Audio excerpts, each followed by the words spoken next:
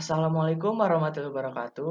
Pada kesempatan kali ini kami akan melakukan presentasi dengan judul Psikotropika dan Pengaruhnya pada Sistem Jaringan.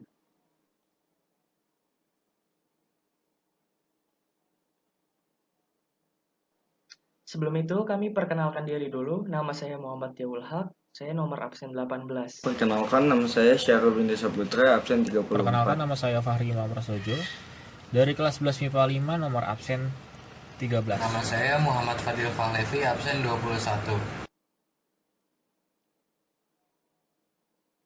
Perkembangan peredaran dan penyalahgunaan narkoba akhir-akhir ini telah mencapai situasi yang mengkhawatirkan, sehingga menjadi persoalan kenegaraan yang mendesak.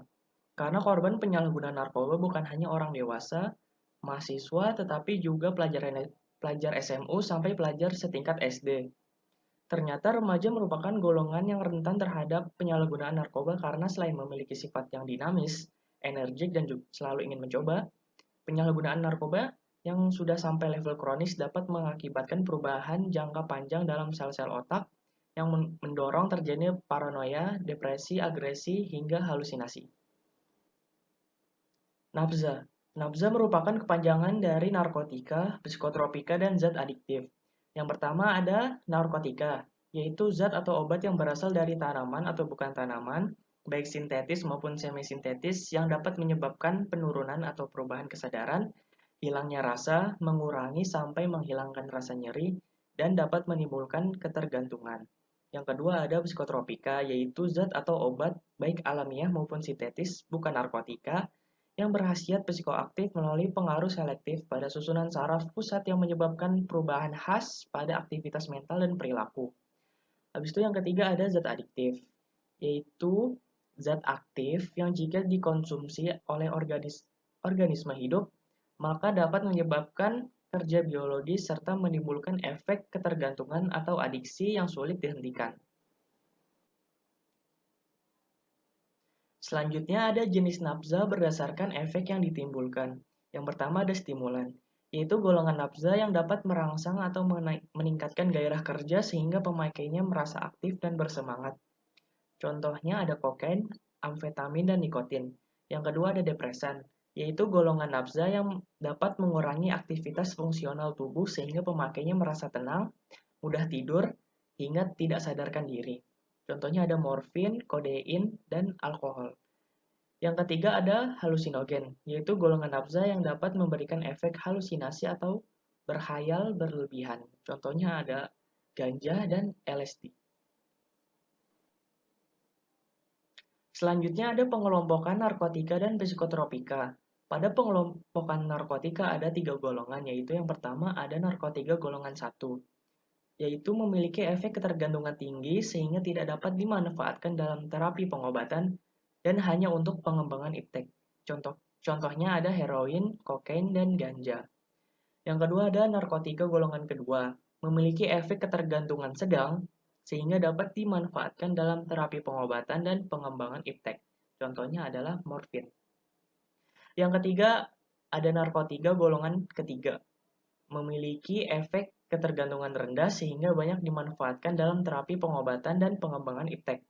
Contohnya adalah kodein.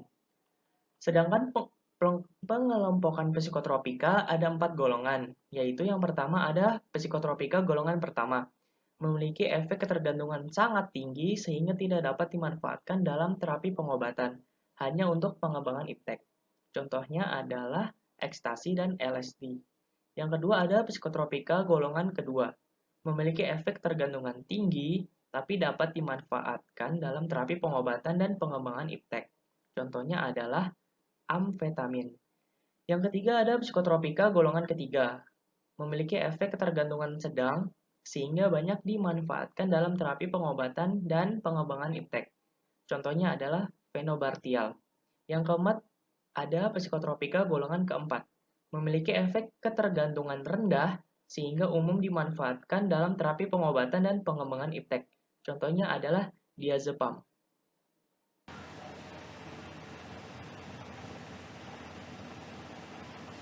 Di sini saya akan menjelaskan nafza berdasarkan cara pakai, bentuk, dan bahan.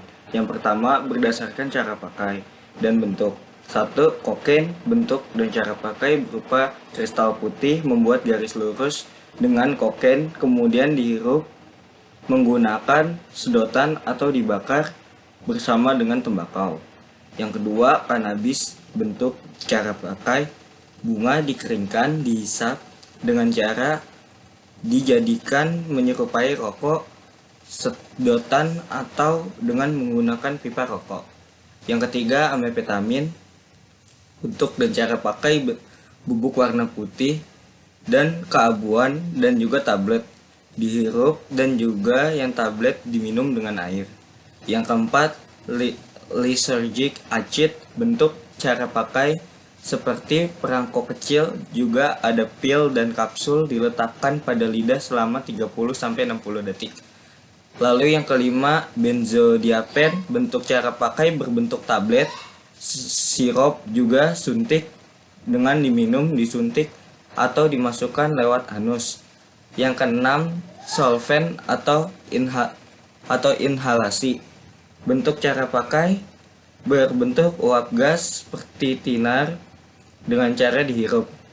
Lalu berdasarkan bahan ada yang pertama opioida alamiah, yaitu contohnya morfin, opium, dan kodein. Lalu yang kedua opioida semisintetik, contohnya ada heroin dan hidromorfin. Lalu ada opioida sintetik, contohnya itu metadon. Lalu selanjutnya penyalahgunaan nafza. Penyalahgunaan narkoba atau nafza adalah suatu pola perilaku di mana seseorang menggunakan obat-obatan golongan narkotika, psikotropika, dan zat adiktif yang tidak sesuai fungsinya. Penyalahgunaan nafza umumnya terjadi karena adanya rasa ingin tahu yang tinggi yang kemudian menjadi kebiasaan. Selain itu, penyalahgunaan nafza pada diri seseorang juga bisa dipicu oleh masalah dalam hidupnya atau berteman dengan pecandu nafza. Baik, di sini saya akan menjelaskan cara melawan narkoba saat pandemi.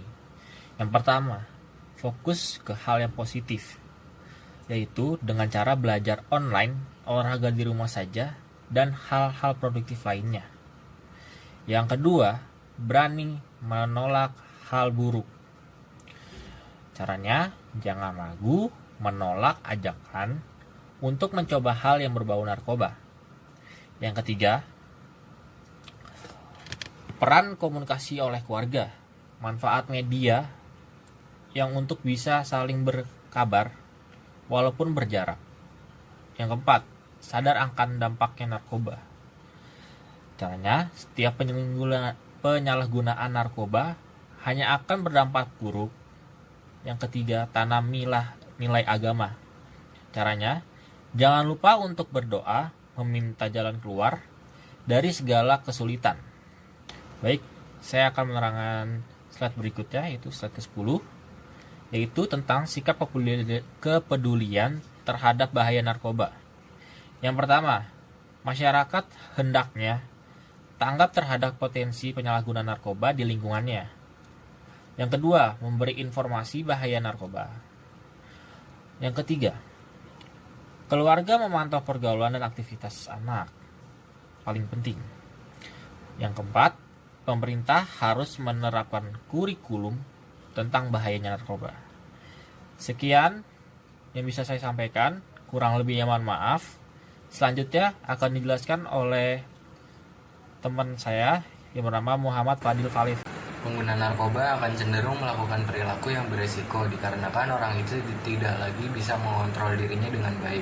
Contohnya melakukan hubungan seks tanpa alat kontrasepsi dengan orang yang terinfeksi HIV atau AIDS, dan berbagi obat atau alat suntik dengan orang yang memiliki HIV atau AIDS. Berdasarkan data IBBS atau Integrated Biological Behavioral Surveillance, pengguna narkoba suntik atau penasun merupakan kelompok yang sangat berisiko terhadap HIV atau AIDS. Karena saling berbagi peralatan suntik narkoba secara bergantian menyebabkan penularan HIV atau AIDS lebih tinggi dibandingkan dengan cara penularan lain.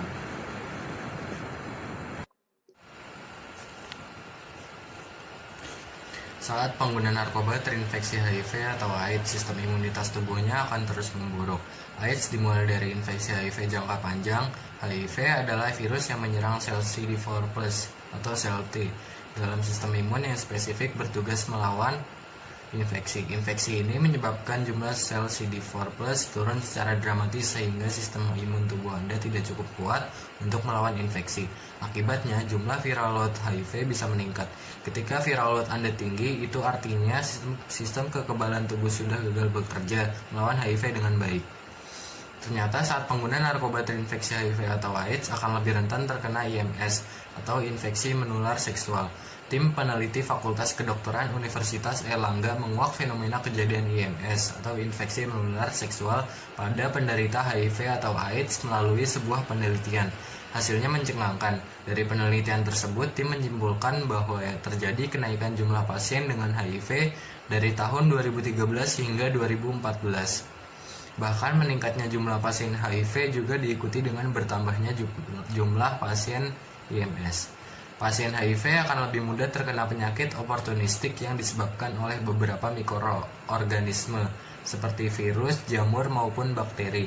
Karena imunitas menurun, akibatnya tubuh tak mampu mencegah serangan infeksi dari mikroorganisme tersebut.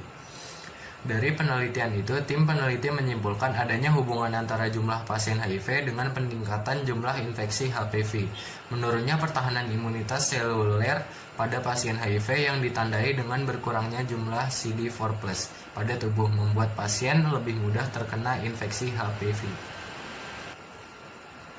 Sekian dari kelompok kami, kurang lebihnya mohon maaf. Apabila ada salah mohon dimaafkan. Wassalamualaikum warahmatullahi wabarakatuh.